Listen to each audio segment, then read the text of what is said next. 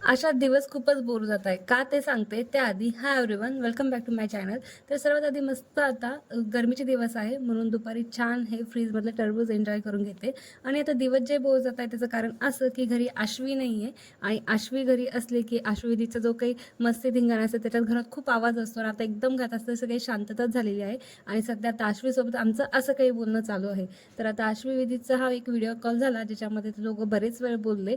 आणि असाच काहीसा दिवस गेला. त्यानंतर संध्याकाळी आशिष लवकर आले होते त्यामुळे आम्हाला थोडंसं बाहेर जायचं प्लॅन केला. तर बाहेर म्हणजे फिरायला जायचं होतं पण नंतर मध्येच पाणीपुरीचा प्लॅन झाला. मग बाहेर गेलो, पाणीपुरी घेतली. तसंच आमच्या शेजारी बॅटचं जे फूल होतं ते पण खराब झालं तेही घेतलं.